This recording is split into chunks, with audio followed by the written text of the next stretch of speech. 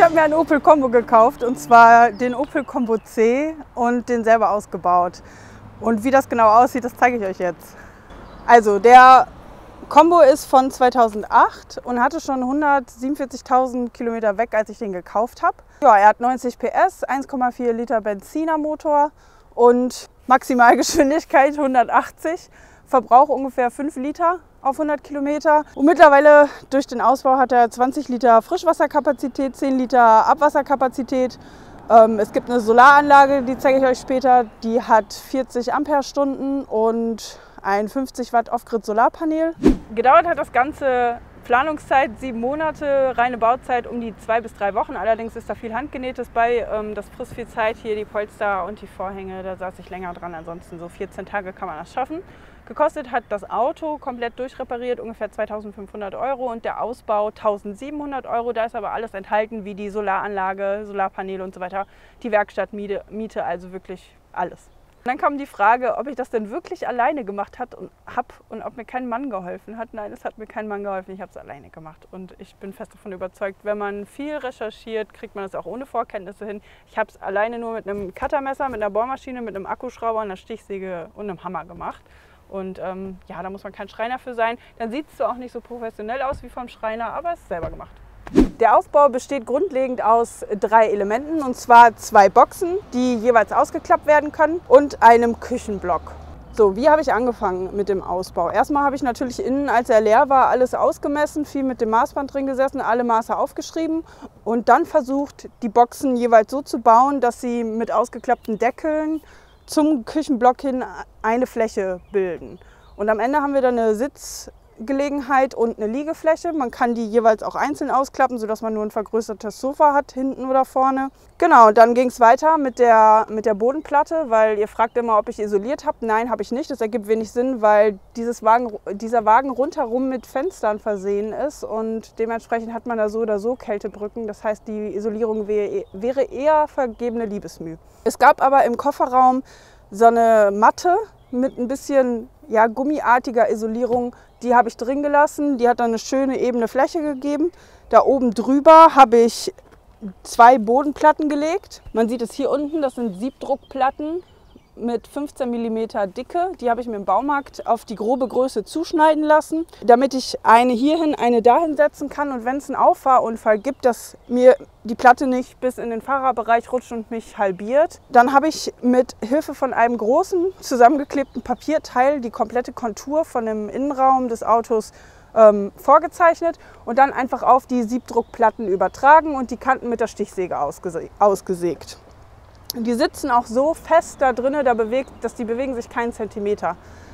Unabhängig davon habe ich aber die Bodenplatte nochmal mit den Verzurösen, die sich überall hier im Innenraum befinden, befestigt. Auf die Bodenplatte drauf habe ich eine gummierte Matte mit Textilien innen drin gelegt. Das heißt, man hat noch mal ein bisschen Isolierung vom Boden, aber auch Textilien, die gegebenenfalls Feuchtigkeit aufsaugen können. Oben über diese Matte habe ich dann einen PVC-Boden gelegt, auch extra so ein Thermo-PVC und den einfach mit doppelseitigem Gewebeklebeband befestigt, damit es nicht verrutscht. An den Enden alles mit dem Cuttermesser zugeschnitten und fertig war der Bums. Dann an den Kanten, wo man einsteigt, habe ich überall Aluleisten befestigt. Die sind leicht und dann franzt das an den Ecken nicht so aus. Das habe ich auch an den Boxen gemacht, weil da, wo man am meisten rein und raus geht, stößt man doch mal gegen. Dann kam die Frage, was für ein Holz habe ich verwendet. Bei der Bodenplatte habe ich schon gesagt, Siebdruck, 15 mm.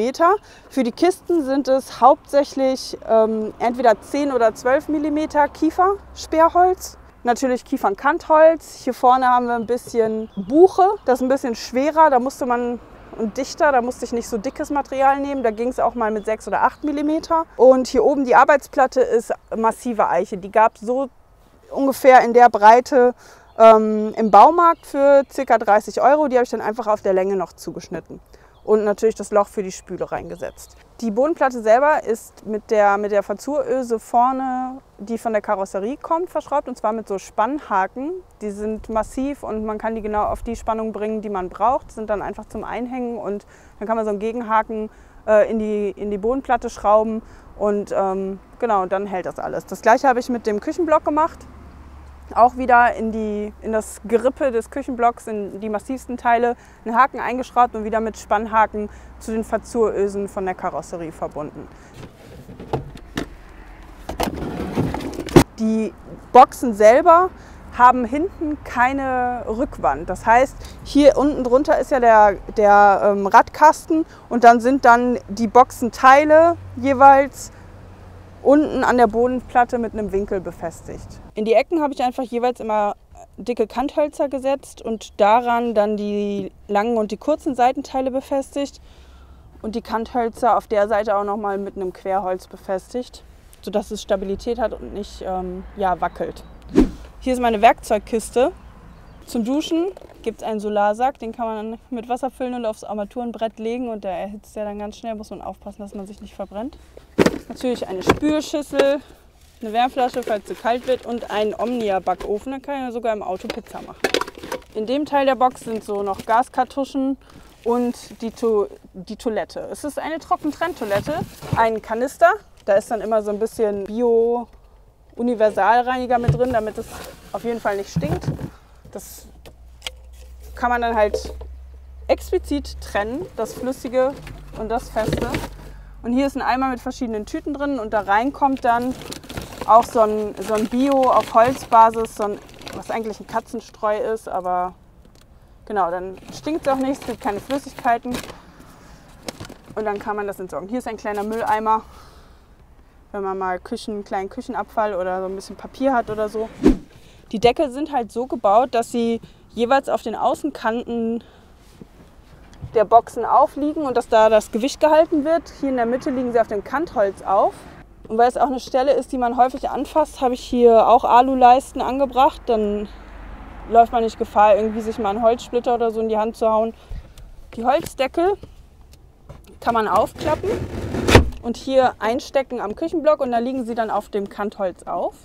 Der Klappmechanismus, das sind einfach ganz normale Klavierbänder. Dafür muss man keine Vertiefungen dann in die Holzdeckel sägen oder so, das kann man einfach oben anbringen. Damit es allerdings an der Box hält, muss man hier eine Leiste von einem Kantholz zum nächsten anbringen, anschrauben und da kann man dann die Polster drauflegen.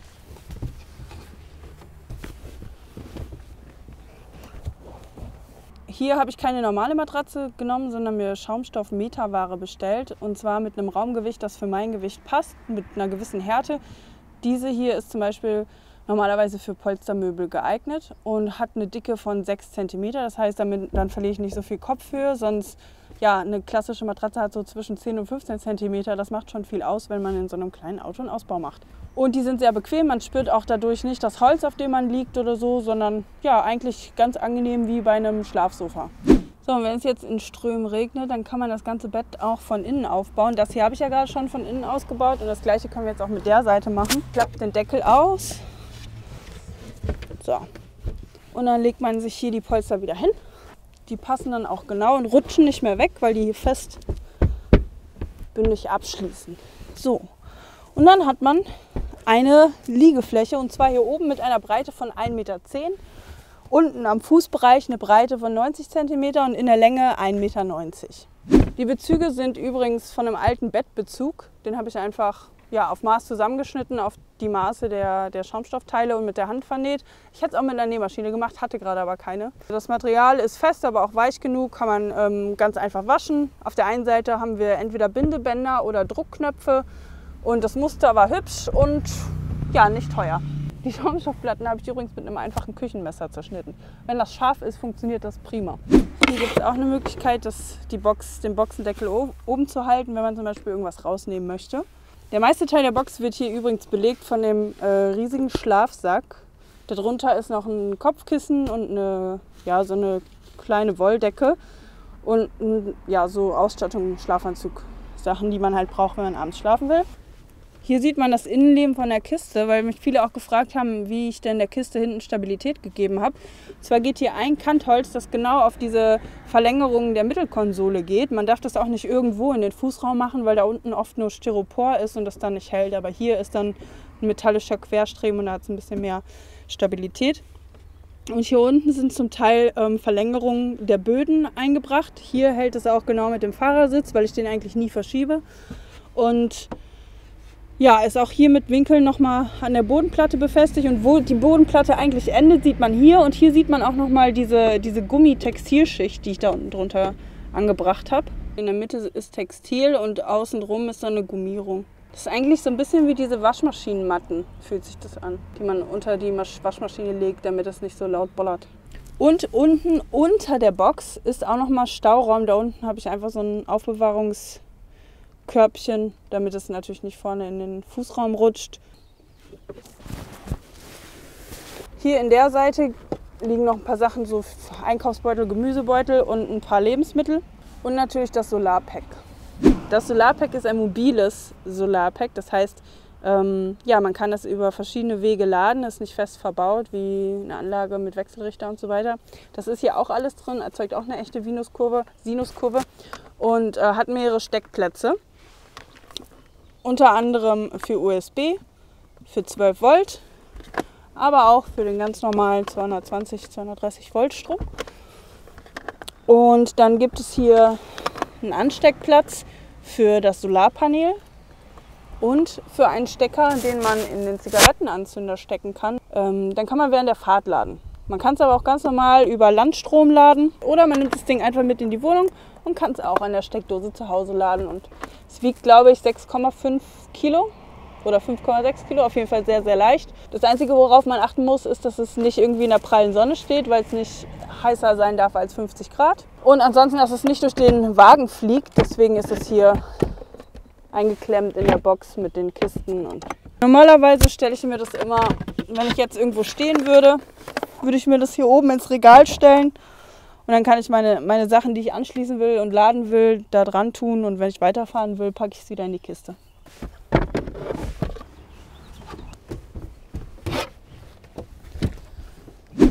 Sitzen kann man hier drin auch, natürlich nicht komplett durchgestreckt, aber schon in einer Haltung, die noch voll okay ist.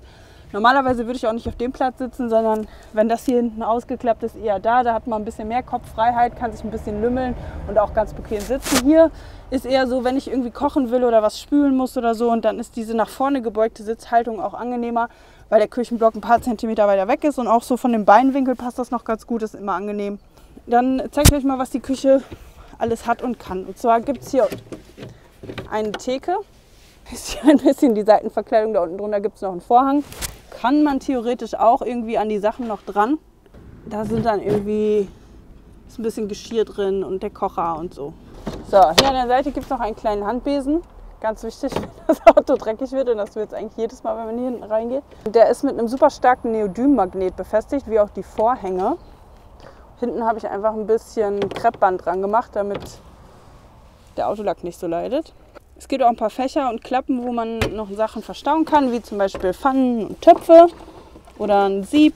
Hier ist ein Tisch auch mit Magneten befestigt und hier unten ist schon ein kleines Holzstück angebracht. Hier unten kommt auch noch ein kleines Holzstück ran und dann kann man mit einem Holzstab, der hier festgeklemmt ist, auf jeden Fall den Tisch oben halten, und dann hat man hier eine Fläche, wo man gegebenenfalls auch noch mal ein bisschen was schneiden kann oder seinen Teller hinstellen kann, was essen kann oder zur Not auch mal den Computer hinstellen kann. Alle Löcher, die ich hier drin habe, ich habe mich übrigens gegen Henkel und Knöpfe entschieden. Ich habe einfach alles mit einem Lochbohrer ausgefräst und dann ein bisschen geschmiergelt. Ja, und die Magneten, die ich benutzt habe, die gibt es einfach im Baumarkt. Die halten jetzt hier 25 Kilo. Das heißt, auch bei der Fahrt geht eine Tür nicht einfach auf. Hier gibt es Schiebetüren. Kann man zum Beispiel einen Kocher rausnehmen, wenn man kochen möchte. Der passt genau hier auf die Stelle auf der Arbeitsplatte. Und hier unten drin sind dann noch Vorräte, Müsli, Kaffee. Auf der anderen Seite ist die manuelle Fußpumpe für das Wasser. Das heißt, wenn ich jetzt hier drauf drücke, kommt oben Wasser raus. Und das Abwasser fließt jetzt einfach hier durch den Siphon, durch den Schlauch in den Abwasserkanister. Das war übrigens auch ein kleiner Krampf, weil ich nie einen Schlauch gefunden habe, der hierfür passte. Und dann habe ich so einen flexiblen gefunden. Das Problem bei dem flexiblen ist allerdings, wenn er um die Ecke geht, knickt er natürlich ab und da fließt kein Wasser. Und jetzt habe ich einfach einen kleineren Schlauch in Stücke zerteilt und mit ein bisschen Öl den da reingeschoben. Dann hatte ich Stabilität da, wo ich es brauchte und Flexibilität da, wo ich es brauchte.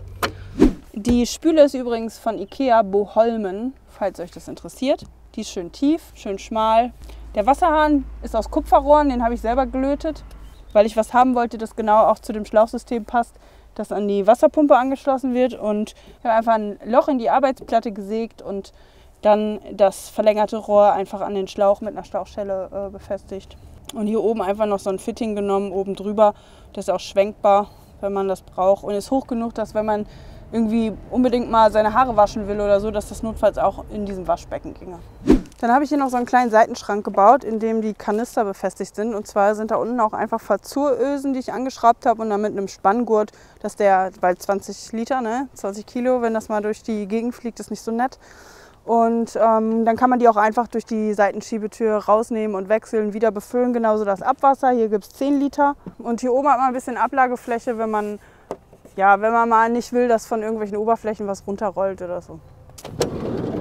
Die Vorhänge sind einfach Thermovorhänge. Auf der einen Seite schwarz und auf der anderen Seite so beige. Die habe ich auf die Größe der Fenster und der Heckscheibe zugeschnitten, abgenäht. Und dann befestige ich die mit Hilfe von ultrastarken Neodym-Magneten. Die halten bombensicher. Und wenn ich mal aufschieben will oder so, geht das mit denen auch. Die gleiten dann einfach über die Oberfläche. Und hier, damit die Körbe hier halten und dass man ein bisschen Stauraum an der Küche hat, habe ich hier einfach ein Holzbrett drunter geschraubt. Da lässt man einfach alles raus. Und zwar sind hier kleine Nägel, die halten dann die Körbe auf der Stelle, dann rutscht es nicht durch die Gegend.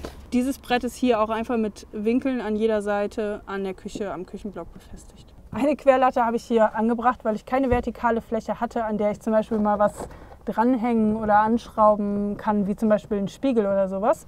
Um Besteck zu befestigen, ein Magnetbrett. Dahinter sind einfach, kann ich einfach mal zeigen, dahinter sind einfach Magnete eingelassen mit ein bisschen Silikon.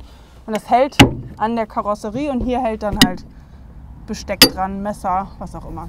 Das Licht ist auch magnetisch und kann über USB geladen werden. Hat mehrere Helligkeitsstufen, auch den Party-Modus, wenn mal ein Unfall passiert. Im Combo selber sind überall schon diese Gepäcknetze, die sind auf jeder Seite. Und es gab noch ein ganz großes Gepäcknetz, das kann man auch einmal quer hier unter der Decke spannen. Kann man auch Kleidung und so aufbewahren. Jetzt aktuell sind da einfach nur Äpfel und ein bisschen Gemüse drin. Die Hängeraufbewahrung gab es mal in einer Sonderedition von Ikea in den Niederlanden, weil einige gefragt haben, woher die ist. Und die hält auch einfach mit diesen gleichen super starken Neodym-Magneten. Und hier noch ein kleiner Klorollenhalter, weil da brauchen wir ja auch.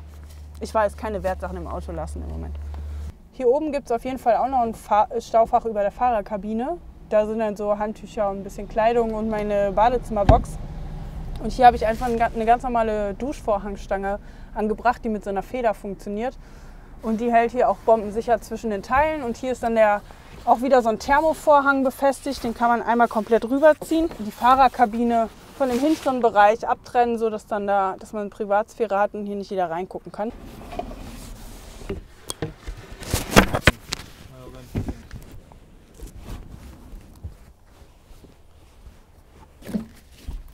Und dann kann man hier chillen und ganz gemütlich ein Buch lesen. Oder mit dem Laptop, das geht auch, habe ich auch schon probiert. Kann man auch arbeiten. So, das war die Roomtour. Wenn ihr noch Fragen habt, schreibt die einfach in die Kommentare, dann beantworte ich die gerne. Und ansonsten hoffe ich, ihr hattet Spaß beim Zusehen. Und wenn ihr selbst einen Ausbau macht, dann schreibt mir mal, das würde mich auf jeden Fall interessieren.